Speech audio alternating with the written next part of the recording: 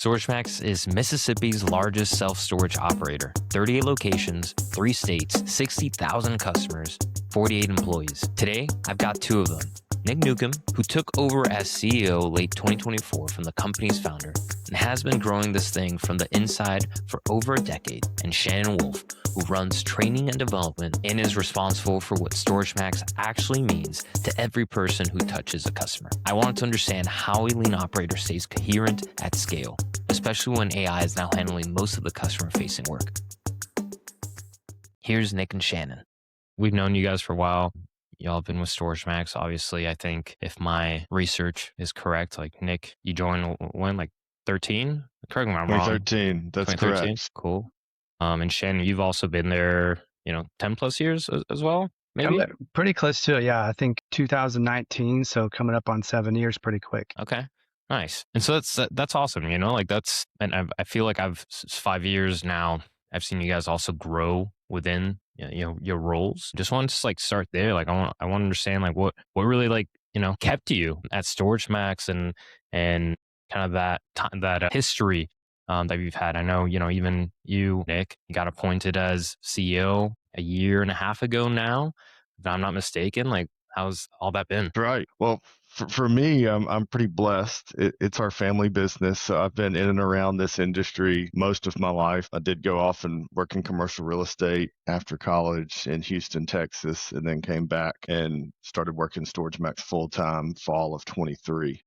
Since then, we started working in the properties just as a lot of people in this industry and learning it from the ground up, and I was COO for about 2015 to 2025, and now have been in the CEO role for, like you said, about a year and a half. Shannon joined our team just after Labor Day of 2019 and started learning the industry right before the world changed in spring of 2020, and also saw our industry change. So he's been on a fun storage ride. Yeah, what were you doing before, Shannon? I kind of really got started in the coffee business. And one of the things I always say is there's a lot of similarities, believe it or not. I know we all like to drink coffee, but being in that industry was, we had a lot of really cool culture, which is really why I've grabbed on, I think, to the storage culture, because like Nick said, I kind of started in 2020 and the world definitely changed. But I love the fact that storage operators can get together and talk and do things better, share ideas, and just always try to improve. And that's a lot how the coffee business was back in the day. So, and it actually worked out great because going into 2020, not only getting to learn from Nick and StorageMax, but then also just all the webinars that started going on because no one was meeting in person. So I learned so much just on what we're doing today in a swivel lab kind of setting, and just watching all these other operators and knowing what StorageMax did and didn't do, and learning from other people's and trying to share those ideas and make things better. There's so much to dive into around the transition pre-COVID to COVID, et cetera. But I'm really kind of curious to jump right in to kind of nail what your operational roles are. Is Monday morning comes around, we're logging in for work for the week. What is each of you guys focused on as the first part of the week? What gets you going? What direction are you headed? Type of a thing. And maybe we'll start with Shannon before we pass over to Nick. I think, it's just really more for me, it's more day-to-day operations. I think when we started, speaking of 2020, we had, maybe Nick, you can tell me if I'm wrong, 23 locations, and we were just getting ready to open up number 24 with a new construction in Baton Rouge. So over the years, I think our roles have changed, but, bottom line is we're there to make sure StorageMax is running and most importantly, taking care of our customers day in and day out. So the fun thing for me is no day is ever the same. We've got our projects to work on. We are a small group that, has, we're always trying to grow. But outside of that, it's just making sure, when managers call, we're taking care of customers, or we're getting our tenants taken care of, bottom line. And that can change daily. You never know what's going to happen. And for us, we do, I feel like we run a small team, especially on our corporate side. Currently own and operate 39 facilities and closing on number 40 in July. Little over a month, but we have no district managers, unlike a lot of other operators. Sure, that's what a lot of operators would like to hear, is our operational structure. Shannon and 2 other supervisors are the direct supervisors to all property managers and the next layer of management, but they all have different specialties. So Shannon's our operations king. He takes over all the training and bringing on new property managers and making sure that the ops is going smooth. We have another quality control manager who is in charge of doing pretty much nothing but audits and goes around to all the stores and makes sure that they're not only physically up to our standards, but also that the managers have everything they need to do their job properly. And then we have another more personnel director, but also supervisor that helps with scheduling, also handles all of our auctions, maintenance items, coordinating with vendors and things like that. I try to focus as much as my time on development as I can, new properties, new projects, whether that's acquisitions or development, and then working with the ops team on making sure that our existing stores are in line with our projections, and still try to visit as many stores as I can in a week. So many nuggets to dive into there, and I'm sure we're going to get to some of the buying versus building kind of questions that Nick run across your desk every single day. But Shannon, I've got to ask, when Nick took over about a year and a half ago, took the CEO role, like, what changed? Did anything change, for you and the team? And we'll act like Nick isn't here, and you can be honest with us today. No, I would say that, honestly, didn't know this when I started, but, as I got to be on these different webinars and just eating it up. And I know someone mentioned about being a nerd. I call myself definitely a storage nerd, but proud to be that. But I just really didn't know at the time, but looking back over the 7 years, I was just really blessed to work for such great operators. Our owner who started it, and Nick, really just kind of took off with it and continues to help grow the business. So I really try to be the guy or part of the team that takes as much as we can off of Nick, because he does wear a lot of hats, because he's awesome at continuing to keep StorageMax growing, and not only growing, but growing in the right direction. So we try to take off the small plates and let him handle the big plate items. I will say the main thing that I saw change is my team stepping up more and making sure stuff was taken off my plate. I tend to not hand things off very well and want to stay in control of a lot of things, but when you step into a new role, and that's kind of a signal to all the property managers that there's a layer there to go to first before things have to come to me. And totally. Shannon and his team have done great with that. You gotta love the ability to start delegating to people you trust. I'm curious, Nick, to talk about the transition, like maybe talk about some like lessons learned or things that you took from I think Bob, right? What are those things that you think about every single day?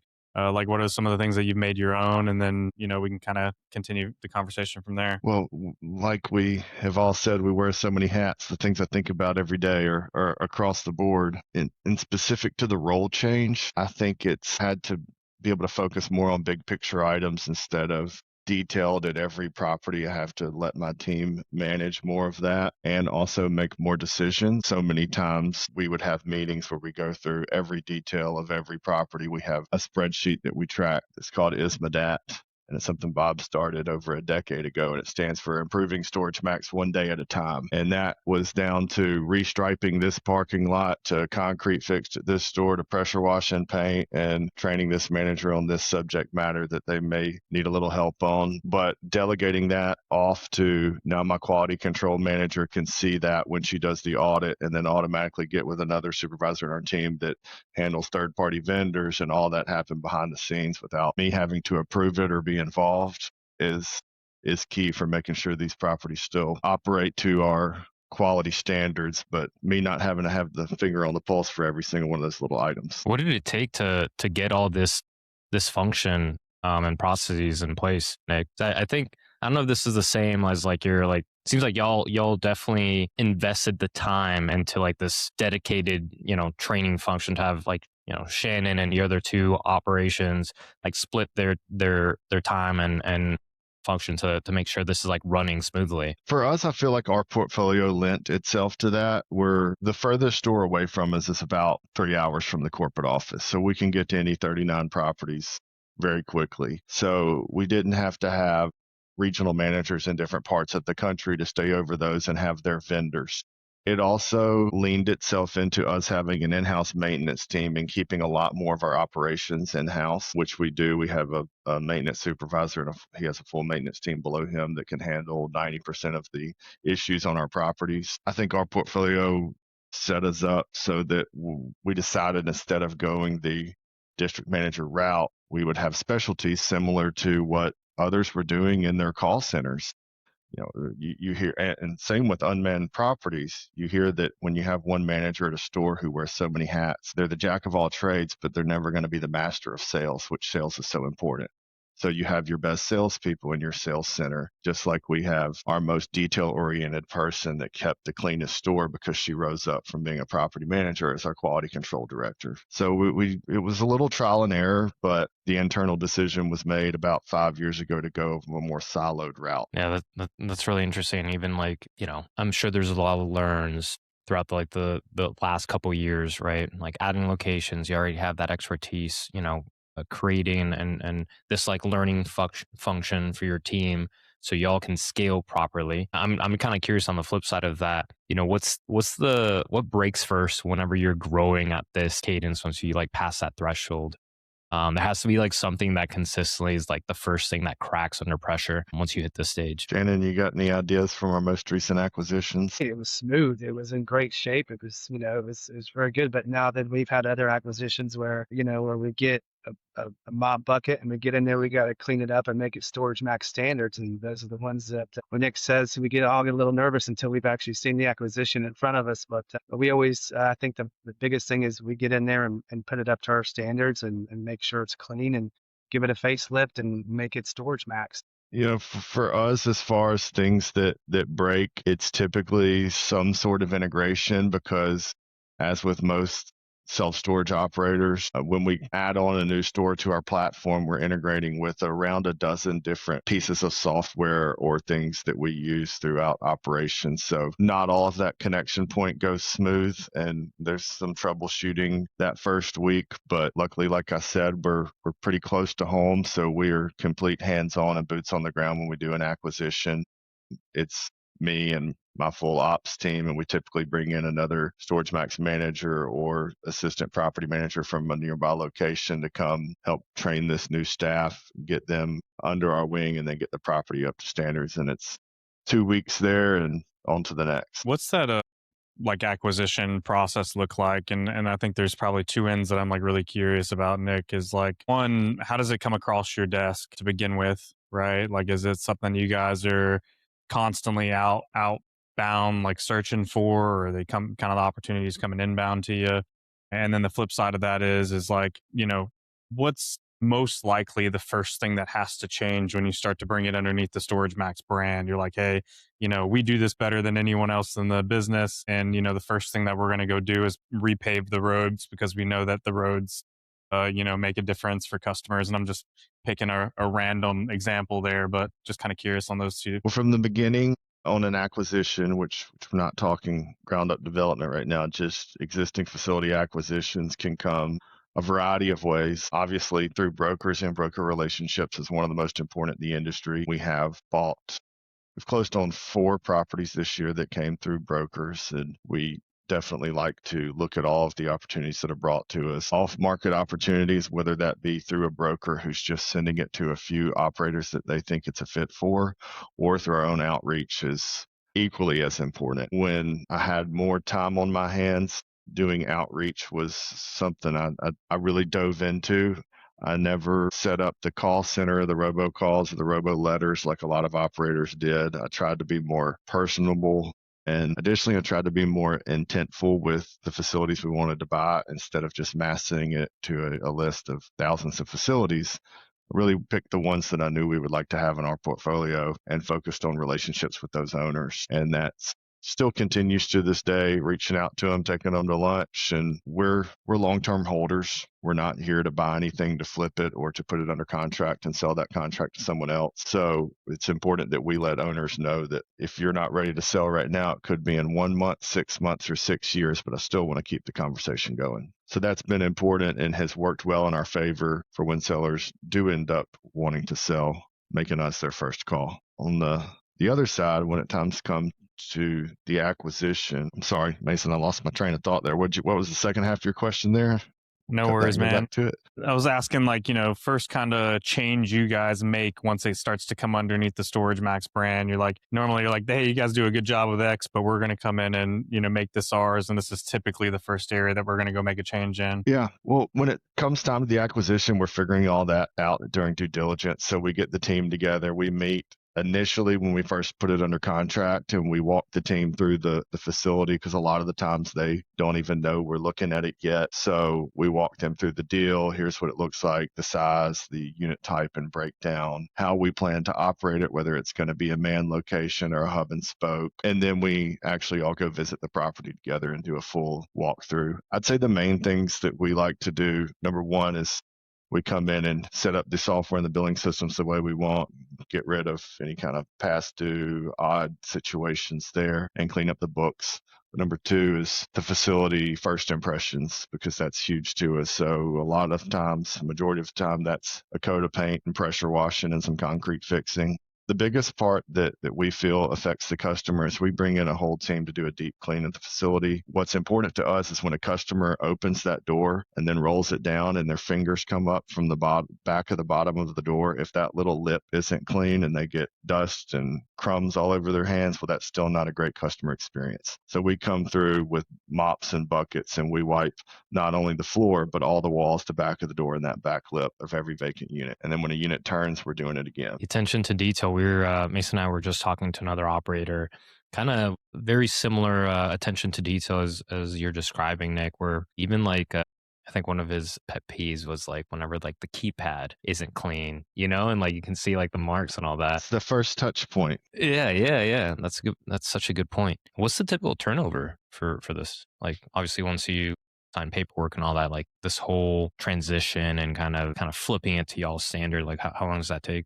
As far as getting everything set up and ready, 30 days due diligence and 30-day close is a lot of what we do because we like to put it under contract and move quickly. So from when we get it under contract to closing is typically 2 months, and it's getting a lot of stuff lined up in those 2 months. I'd say it's within the first 2 weeks, our operations are in place and everything's smooth. It probably is more about a 2-month runway though before we get all of our contractors there of doing the paint, fixing the concrete, changing out signage, some of the bigger things like that. We try to have everything done within 60 days. Some of it's not feasible if it's due to weather. Some of it, if it's going to get in the way of tenants moving during busy season, we may push it off to the fall for a slower season. How many, I know you're leading the charge on these efforts, but I'm assuming Shannon and a couple other team members have a hand with the transition, all that. Do you guys also have do you have I don't know, say people focus on like sales or whatnot helping you, Nick, or is it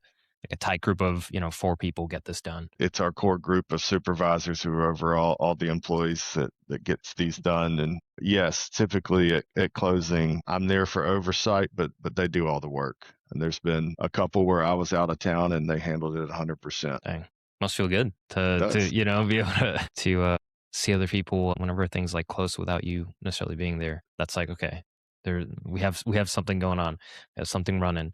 I'm kind of curious to flip topics real quick. This is something that I remember talking to you at one of the shows in person and just kind of went into this, I don't know, I was going to call it a tangent, but I don't know. Nowadays, before like a year or so ago, you mentioned like there's a couple like different ways for an operator to start building out revenue streams. And now like show to show, I was talking to Mason about this as well. Like there's other like ancillary type of revenue streams that people are looking into. And I remember like, we're just shooting sorry, I'm not going to say that, but I don't know how that I'm going to get penalized for saying that, but just like random ideas, like we talked about like Amazon drone charging. I don't know if that's still a thing, the whole talk about other types of developments nearby, parking. I know you mentioned, or you're going into like RV campground or expanding. So you're maybe into all that. Just kind of curious, like any of that, like how do you go through the thought exercise of, hey, we're really going to look into this seriously, or just kind of watching it from the sideline? What's the actual thesis and hypothesis on those things? I think every serious operator has to look at every revenue stream. We have options. It goes back to even the 90s and early 2000s when billboards were being built out all over the country, and then cell tower boom came. Those were huge 2 revenue streams and still are if you have them in place for self-storage. We're just not building many more of either one of those anymore, so it's not something that self-storage operators are pursuing. But if you have one on your property, it is a huge driver of ancillary revenue. We even have add-ons with different types of software we can pair with self-storage and insurance products like tenant insurance or tenant protection plans, which I think right now is probably the industry's best revenue driver outside of just rent, as well as other fees we charge. But future looking, yes, things like you said with the Amazon drone deliveries and having touch points for them. We have a ton of rooftops, which also lends well for solar. But right now, if you're not in a state where you can sell back to the grid, that's not really a revenue driver for you yet. Is the drone stuff an actual thing right now? No, I don't think it is yet. Okay. I don't know anyone doing that. Yeah. But actual charging stations for electric vehicles is. If you've got the power capabilities for it, I have seen some operators putting those up. The RV campground expansion it had an existing self-storage facility on an RV campground that we were looking at. So it's a completely separate business, and we were interested in it because of the storage facility. And once we dove into the financials on the RV campground, we fell in love with that as an ancillary business, which has turned out to be the primary business at that location. That location in particular is across from an Amazon Web Services campus where they're building. Right now, they're up to 26 data centers, so there's 5,000 workers a day there. Holy cow. And they come from all across the Southeast. So the campground there following these data centers, and we've talked to a lot of other operators that have campgrounds near data center campuses. It's much more like workforce housing. No way. You're actually seeing that correlation. People are saying they're from these data centers. That's crazy. Was that something you were expecting, or? Well, the campground's been there since 2002, and Amazon didn't announce their construction start here till 2024. So no, it's always just been a great campground. But since Amazon has started construction and continued their pipeline here in our metro area, we've seen it affect all the RV parks and campgrounds within a 60-mile radius. It's one of those things where you kind of not look into, but the opportunity like presents itself and you got to start taking advantage of it. Super cool. I know you guys at one point in time were actually looking at, like, I don't know if you guys were looking at building data centers or just like the land that data centers are going to be built on. And then I know that kind of fell apart a little bit too, right? We still have a 50-acre mixed-use campus across the street from this Amazon Web Services campus where you're tailoring to data center adjacent businesses. So it is a light industrial campus. Right now, we are primarily full with subs that are on the data center jobs that are storing the equipment. I mean, there's so much equipment being delivered where these subs have tens of millions of dollars of equipment in their yard at any time that they're hauling it across the street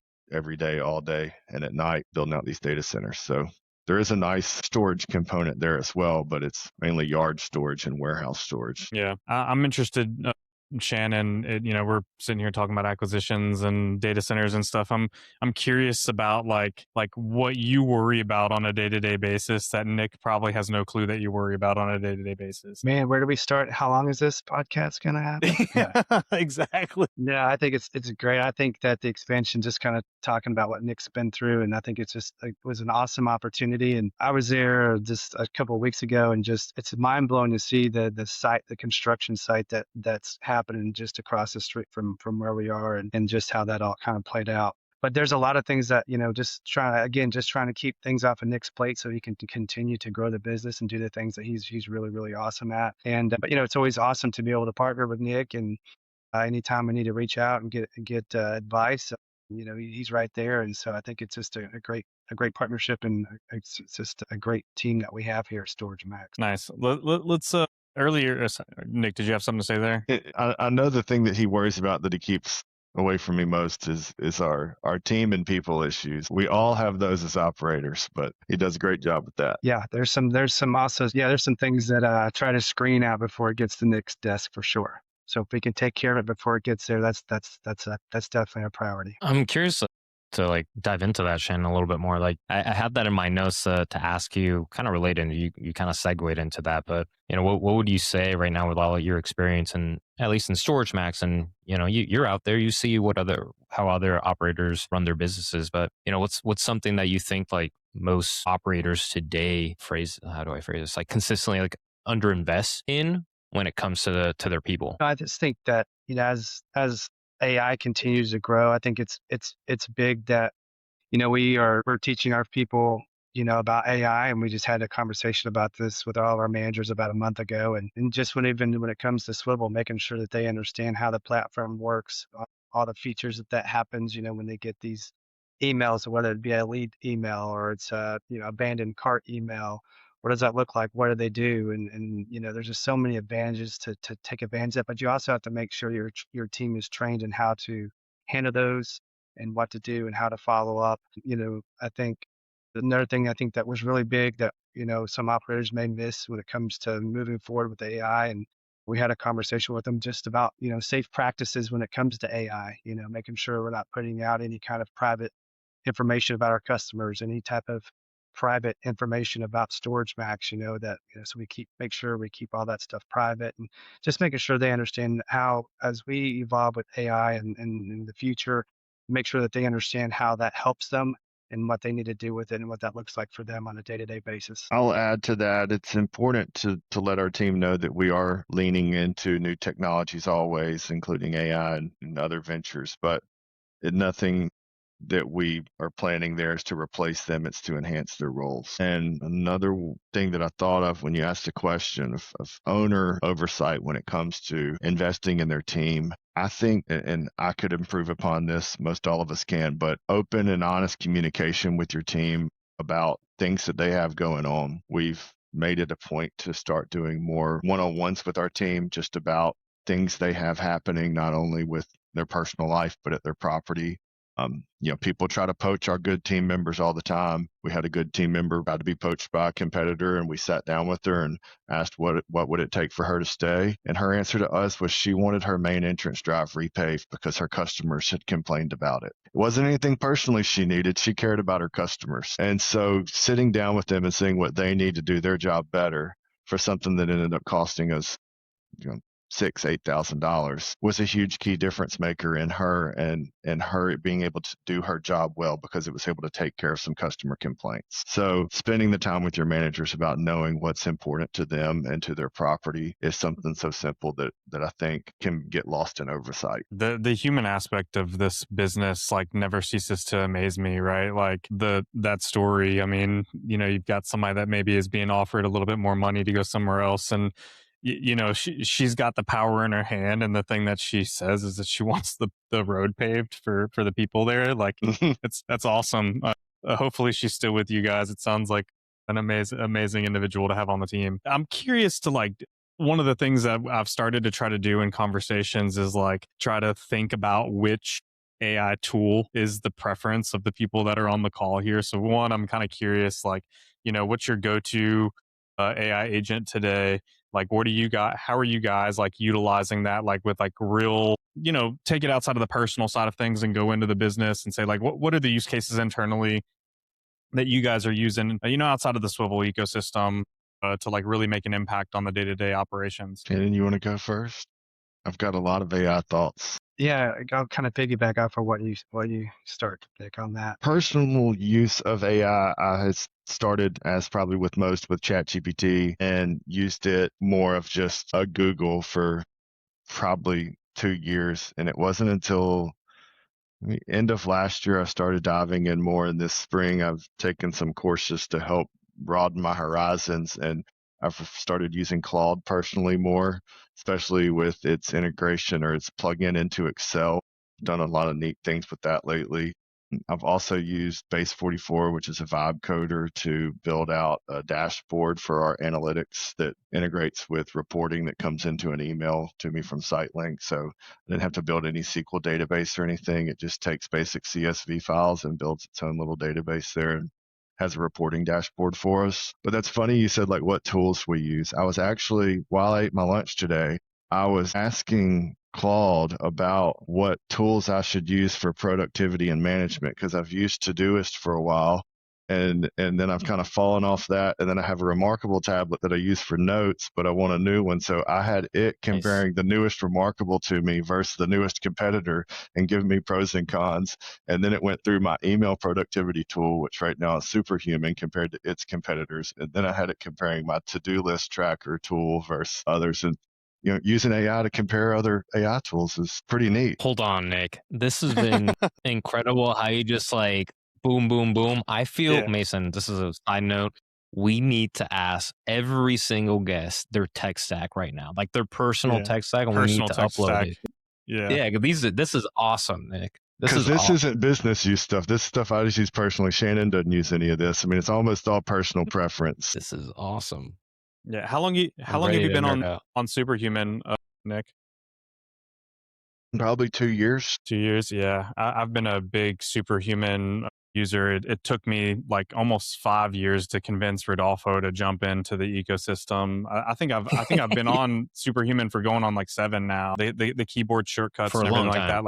Like really, it might even be longer than that. Like really won me over. But when I onboarded to Superhuman, they were still doing one-on-one onboardings. So like I had a Superhuman like employee walk me through the tool and all the shortcuts the first time, which kind of just gives a sense there. It's really interesting. I got access to their MCP server probably about 5 months ago and hooked that into my Claude instance and just started doing some crazy like things on top of their MCP server too. So it's been fun. Sounds fun. I want to learn that.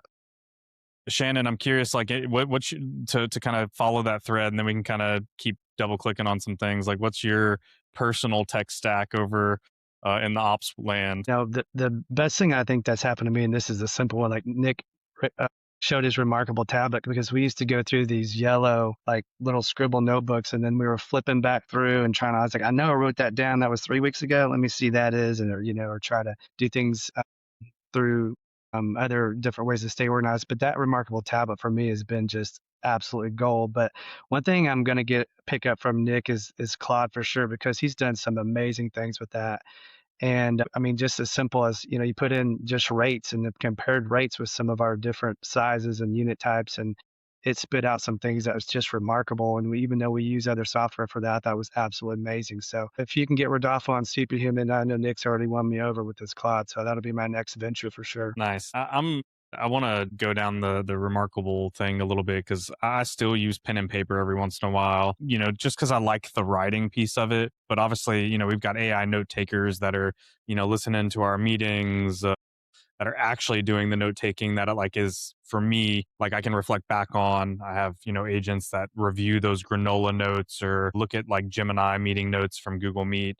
Like, is the Remarkable tablet is the big like benefit to you guys, the actual act that you're still writing, or is it that it's taking it and putting it into a digital format so that you can actually take action on it later, or a little bit mix of both? It is just an electronic notebook for me. There is no other component of it taking it anywhere after it lives in the notebook. We'll say the other one I was looking at has a little bit more of that, where you can upload it and it actually does integrate with Granola. But for me, it's really just keeps my notebook separate on different projects. So I have a folder for just my ops vendors, and each time I get on a call with this vendor, I go to their notebook. Same thing with all of my different developments or acquisitions. I have a notebook for just that, and it keeps me organized of where I was when I last worked on this project. But there's no integration after that yet. It sounds like the next project for Claude, which I'm interested to get into. One, like it sounds like you have that one of the biggest use cases for you, Nick, is hooked up to Excel. Maybe we can get some like concrete examples of like how you're using it as like a creative partner or a co-pilot with Excel. But then really something that we actually have never dug into. I think about it a lot as like when I'm working with these AI agents, like how do I appropriately prompt them so that they start to understand my preferences? So I'm curious, like if you have, things that you have learned over the course of, it seems like the last like 6 to 7 months when you've really gotten, you started digging in there. Like what are some of the lessons learned that you've used over the last 8 months that like, you wish you would have told 8 months ago, Nick, because it's like really super powered you? The main short answer to that, I feel like, is say more, because it makes a lot of assumptions. So you do have to be very, no matter which you're using, detail oriented and focused with it. And a lot of the time, before you even start telling it kind of what to do, I've learned is you frame it a little. So you say, here's the situation and act like you are X. So act like you are an investment supervisor over a portfolio, or you work for a private equity firm and you're looking at this project. So because different humans look at things a different way, and the agent needs to know what seat they're sitting in before they start the analysis or their job role. That's perfect. Now a little bit, I've started to build like these agentic frameworks specific for each one of my projects that I work on. This could be, corporate paperwork or a product requirements document for a new feature that we're building in Swivel, or, maybe it's a recent one is like actually looking at like how to structure team meetings appropriately. And like my starter framework is like a set of like almost 22 files, and everything in here from like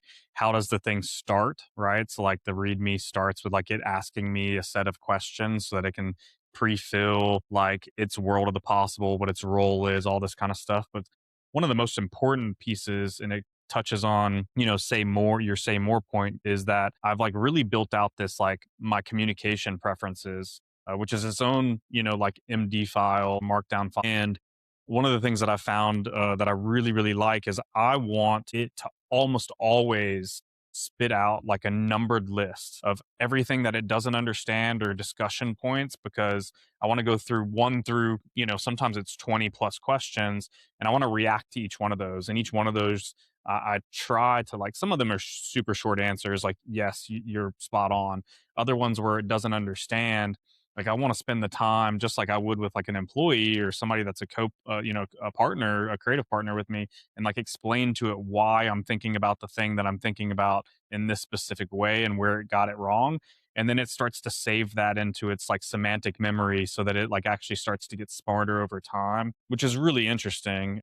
The framework allows for it to have reference documents. So like say our corporate stuff, or like with the P&Ls and whatnot, like every month when we get my P&L finalized, I upload it so it has access to the historical profit and loss statements. So if I start to ask it around projections, et cetera, it has the ability to go reference these documents and whatnot. So I agree with like say more. I always say like if you're, single sentence prompting, you're doing it wrong. If your conversation is the same as you would if you were using Google and you're just like asking a simple question, you're doing it wrong. Like a session with Claude or even ChatGPT or Grok, like whatever, or Gemini, like whatever your preferred, platform is. Like each one of those things should be like a minimum of like 20, 30-minute conversations, right? Like otherwise just go to Google. Like Google will give you an AI answer anyway. So like if you're in the platform and you're doing the thing, like you might as well sit there and spend the time to do it, right? I need to learn some of those extra things you talked about because I haven't done all that. I keep saying, I think it'd be interesting, whether it's like a webinar format or, some other format, like I do think like I do have a pretty robust like workflow and would love to like be able to share. We are sharing it internally. I actually like literally, so one of the projects that we were working on is for a new feature, and I like basically these are repos similar to like the way that you develop code, right? It's obviously not code. I mean, some parts of it might be, but I actually like Git committed. So it goes up to our GitHub repo so that like our other team members can pull that down. There's change management of it, et cetera. It's like a really interesting, thing. And then we've started using Notion. We've switched from Coda to Notion as like our internal like note-taking tool. And the main reason is because it is structured very similar to like a GitHub repo with files and folder structure that matches. And then they have a really robust MCP server too, so people can go ask questions of like, projects that I've been working on or projects that Rodolfo and, the go-to-market team have worked on, et cetera. Yeah, there's so much going on, and like it feels like every week or every 2 weeks, it's like how do we update our process, which is awesome. Like it's helping you do more, and I think the more literate that you get, the easier things become. And just kind of like to that end too, you guys touched on like, hey, making sure that our team starts getting exposed to these type of tools. Can we dive a little bit deeper into like what are you guys doing right now actively to do that? Are you guys kind of setting up those sessions, Nick, where y'all get together and share like, hey, this is a cool thing that I did, and like how do we SOP it out, or is there anything that you're taking upon yourself, Shannon, to kind of like train people on specific things that kind of y'all approved? What does that look like? I feel like our Shannon, AI, you're muted. I feel like Sorry, our, go ahead. can you hear me? I was gonna say, I think our AI really kind of started with Swivel, right? Back in 2021, and that was kind of our kind of an opening journey with how we use that in day-to-day business, and then really, like I said, just making sure that the managers understand how that works and how the platform works and how the advantages that they have with it. And especially since, you guys have continued to evolve and we've been able to see that. And just simple things like we did, we had a manager summit last May where we bring our whole team together. And that was one of our topics that we covered in our slide was Swivel, and what's the advantages look like and how do we use these, and just with some of those email follow-ups and I think one of the coolest things is for them to be able to have that transcript and be able to click on that so they can go back and actually read that chat conversation. And before they even pick up the phone to call that customer, they already have an awareness of the conversation. So they don't have to pick the conversation up from scratch. They can go ahead and call. They have that advantage to know what the conversation was and why did they abandon that cart? Where did they stop? Did they get a call or was it, a concern? And they have these that can read that and pick up on it. And so I think that's where we're really starting to make sure our managers understand how these platforms are going to work and what's the advantage in it for them. And then also just the response that our team takes off of their plate, their day-to-day schedule to the AI, the advantage that works for them. And then also it's an advantage for our customers because they can get quick, easy answers, where they don't make those calls. And so it eliminates a lot of time for our managers, and also it's an advantage for our customers because they can get quick and easy answers for some of those things like what's my gate code or what's my unit number? I haven't been there in 2 years, those types of questions. That will just overall, I just think it's a great advantage, and we want to continue to make sure that they understand the advantages that they have. Yeah, you guys have I always think been. Sorry, Nick. I was just gonna say you guys have always been champions of ours, and I, continue to be grateful for the support. And next time you guys have an all-team summit, let me know. I'm gonna fly down and I'll talk about the slide deck with you guys. That way the team gets to ask some really pointed questions about if agents are gonna take over, and I can tell them, nah, the robots are smart, but they're not as smart as we think they are just yet. Good. Well, yeah, you'll have to come to our summit. And we call it a half day of training, a half day of fun. We go through the slides, and then this year we had a crawfish bowl for everybody and did a couple team building events. And then we've got a little golf course out there and can have people play golf or throw disc golf and frisbee or fish. So a lot of good activities for the team to get them together. Look, at the end of the day, I've been saying this for a little while, and I know I just saw you guys in Vegas in April. I'm really just trying to find an excuse to come down to Mississippi and hang out and play around in y'all's backyard for a little while. Can make it happen. Yes, sir. Shannon had some good points. I think it's Rodolfo further answer your question on how I'm pushing our team to use AI. Everyone has a different use case and maybe a different breadth of knowledge for what they can do. So as far as the low hanging fruit, I told my managers a lot of the times they get frozen just answering an email. And I hate to say a lot of the times it's to answer like an email to me. So just take the email, copy and paste it in there and give it your thoughts and let it kind of help you come up with a response. Then you can tweak it from there. And that's just so simple. Our marketing gal on our team, we've started working more on loading all of our assets into it so that you can just prompt it and get back something, and she can export it to Canva and then edit it from there because she works in Canva anyways, which now Canva has its own tool that has really kind of taken off with her to use. For the other part of my ops team, I love Excel and have always built big Excel models and lots of different formulas that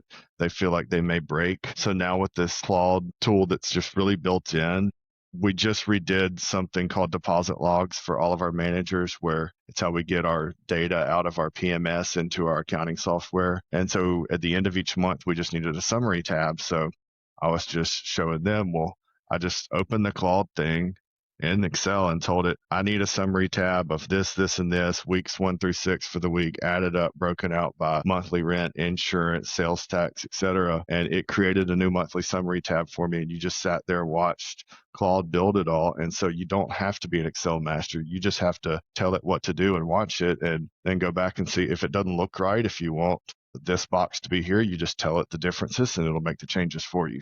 So depending on the use case, just kind of about it, got to be creative. Sometimes it's going to be quicker to do it yourself, but take the time to learn it in a new platform, and I think the knowledge you gain from it over time will be extremely useful. Is Claude the platform that you guys are using internally for marketing and everything, or is it just per chance, like is maybe the marketing team using ChatGPT or kind of a mix? Claude and Canva are what the Canva. marketing team's using right now. Yeah. Nice. Yeah. I mean, and even the Excel thing, I'm sure that's like maybe a couple hour exercise in the past. And now it's a 3-minute exercise, even with the two back and forth. Maybe it becomes 10 minutes, but you went from, 3 hours to 10 minutes and you've gotten, probably as good or better quality than you would have had prior, which is just amazing. You can get back to doing some other task that's high value again, making decisions. And I always say like the biggest thing here is around curiosity, right? How do you teach team members to be curious? Because if you're curious, you're going to ask questions. And if you ask questions of these systems, they're going to produce and tell you how to use them better. And then you just continually, like, your muscles are now getting trained to like constantly go to these tools, ask the question, let it kind of come back with, a comparison of the initial remarkable keyboards and stuff like that. And you go, actually, I want to compare battery life to them, or like, what other things am I not thinking about here? And, maybe you'll ask it to hook itself up to Claude here next, and it'll probably give you some way to make that happen, that you didn't think about. But it's that curiosity that kind of sparks the train of discovery, which is really amazing once you do it. And to the point about the email side, I think it's like the blank page problem or the cold start problem, like, is really non-existent anymore, right? Like, at least starting with something, even if you've got to massage it a lot and it's directionally maybe incorrect, at least you started with something that you can react to, which is, a big piece of the puzzle. And, maybe that's just the email to the big bad CEO of Nick that, you're scared of writing or something. But Don't know why that would be, but sometimes it is the case. I've seen just basic email. It just helps streamline communication, just even from managers, where before maybe we didn't get all the nuts and the bolts that we needed for us to be able to make a decision. And, you see that some of those emails that come through now, I'm like, that is so AI, but I'm so glad they did it, because I've got all the info right here. It's nice and polished, and we can move forward. So it helps us streamline our communication too. So it's been great. Totally. I like constantly, I was in a call yesterday with our customer experience team, and I'm like, I'm 100% on board with you guys using AI for this.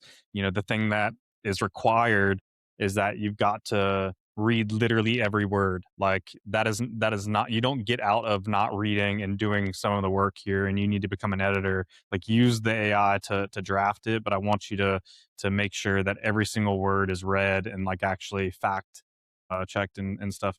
I'm actually like want to touch on something slightly related, but not like we jumped in and got to geek out around some of the latest tech and stuff like that. I could sit here and talk for hours on it, but Shannon, 7 years in, obviously AI over the last couple of years has been a big boom, but like, what's something over the last 7 years that's been kind of the most surprising change outside of just that, like, the AI component over the last couple of years? It's strange for me, because like what Nick mentioned earlier, I started in 2020, and really everything kind of closed down. The conferences weren't happening, which I was kind of bummed about, because I couldn't wait to get to my first conference, which was awesome for me, because we beelined over to the swivel booth. We're like, we're swivel. I knew that was, one of our priorities, but just to see, really, I've learned a lot just from doing what we're doing here today, and passing information on, watching and absorbing as much information that I could. And then really, I think after, and then coming right out of COVID, I had no idea what to expect, but then just I feel like the boom of this industry, and how, it was awesome to see how the storage industry continued to grow when other businesses and industries were not growing, and just really to see, where we're kind of backing out to kind of normal. And I didn't really know what normal was, because I kind of started when all that happened, so, now for me, I feel like we might be in a depression, but like, no, this is more kind of normal, of where we were 2018, 2019, as far as our occupancy levels and things like that. So It's really been an awesome journey. I just really hope to continue on the journey and continue to grow. Nick, I'm curious to ask, the probably last question, and then we'll start doing our normal like rapid fire questions here. But I'm curious, obviously a little bit of a longer time period than Shannon, and some role changes, various hats added to your wardrobe. What's kind of the biggest surprise that you've seen over the last couple of years? And then maybe as a closing thing, like, how optimistic are you about, the next 5 years in the industry right now? There have been a lot of surprises along the way, and that's number one. People don't know the industry, think it's easy mailbox money. Well, that's not the case. Going fully online rentals and not meeting your customers was shocking to a lot of operators that was so foreign to, but COVID forced our hand, and it was a great change for the industry. I think the most shocking thing for me within the past 2 to 3 years has been the full implementation of the bait and switch rate strategy across the industry. And regardless of how that makes us look to our customers, that we still have so many operators doing that and painting us badly. We're already an industry that doesn't have the greatest light on it when you try to build a new store in a market. It's hard to get self-storage approved. It's not the sexiest product. It's not the prettiest product, but you throw on top of it terrible revenue management practices that hurt us even more. That's been the most shocking thing to me, that is still shocking to today, that it is still happening across the board, and hope to see an end of soon. Yeah, it's a good answer. I mean, I don't know that there's an operator that I talk to these days that, whether directly or indirectly, points really to extra space, I think, and some of the larger operators in the industry.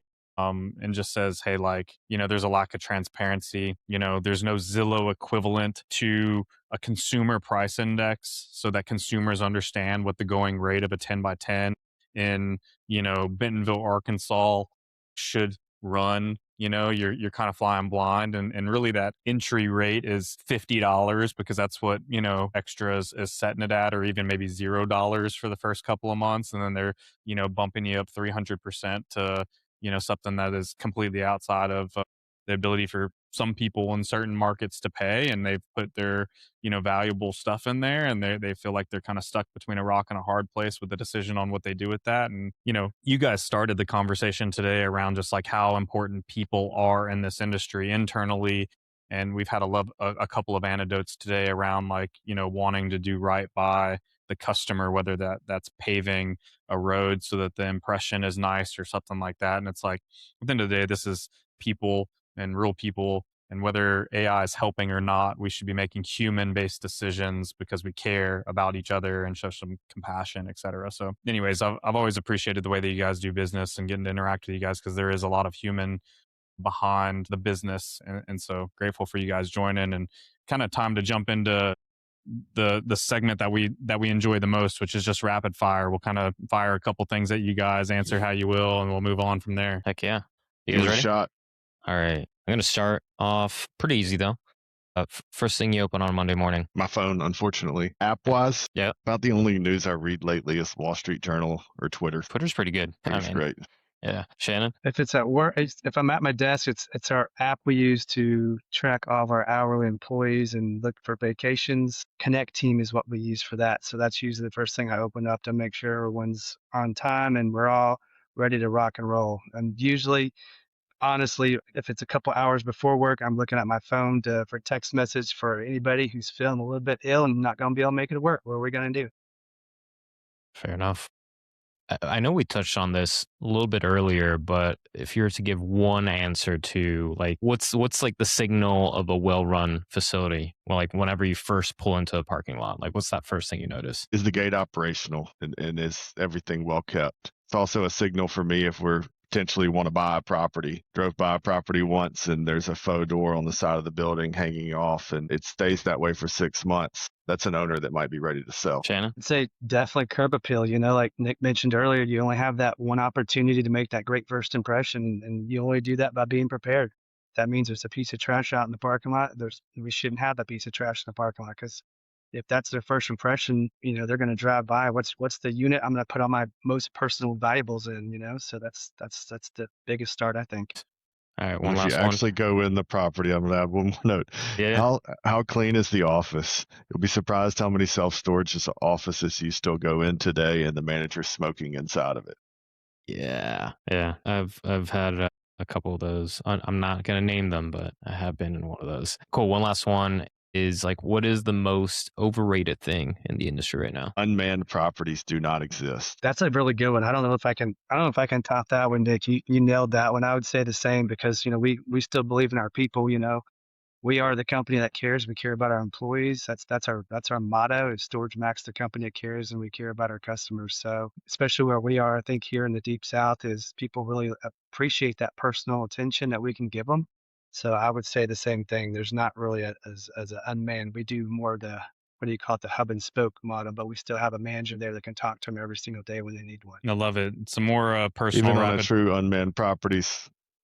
Yeah, go ahead, Mason. No, I was just gonna change topic a little bit and ask if somebody comes and visits, where you send them for lunch.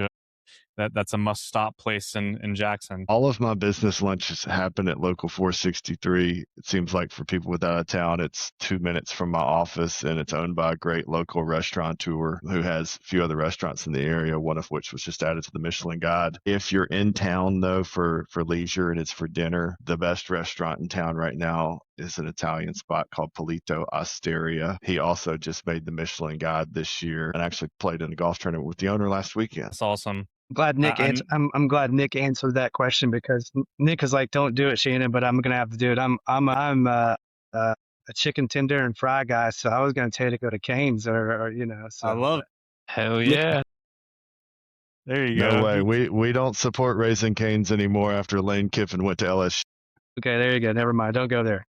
That's Stick awesome. with That's actually a good transition. I know you're a big college sports fan, Nick. What's the number one sports memory that you've got, or moment, like sports moment? You can only pick one. I've had a lot of great moments. Okay, it's the Sugar Bowl last year that sent us to the college football playoff semifinal against Georgia in New Orleans. Best football game I've ever watched. Beats the national championship baseball game I saw, even though we just are in the Omaha right now. Yeah, Sugar Bowl. That's awesome. Yeah, you kind of a Cinderella story. You lose a head coach and then come out and still win, and that's awesome. That was a lot of fun just as a fan to see that. You like the drama, right? Like sports fans like drama and it too. So that's awesome. Well, I appreciate you guys joining us. It's always good to see you guys. I had the pleasure today to see y'all twice, so I feel super lucky on a Tuesday. So thank you guys for spending some time with us. We love to have people reach out to you or be able to follow y'all. Like where can they find what you guys are up to? LinkedIn. I won't say either of us post very much there, but we check our messages and are actively looking at what others post, but also our website or any of our 39 StorageMax facilities. If you're in Mississippi, stop by. We'd love to give you a tour. Yeah, I'll just say thanks for having us on here, guys. This has been a lot of fun, and we are Swivel fans, so we are continuing to root for you. Nick's rooting for Ole Miss, and we're also rooting for you too. we appreciate that, Shannon. Nick, you guys are always filled with good feedback and have challenged us over the years to continue to get better. And regardless of the business relationship, I'm grateful for the personal relationship that we've been able to build over the last couple of years as well too. Really fun conversation, guys. Really excited for this to go out. So thanks again for joining us, and have a great rest of your day. Yep. Thank you, guys. Appreciate you both. And thanks to the whole Swivel team.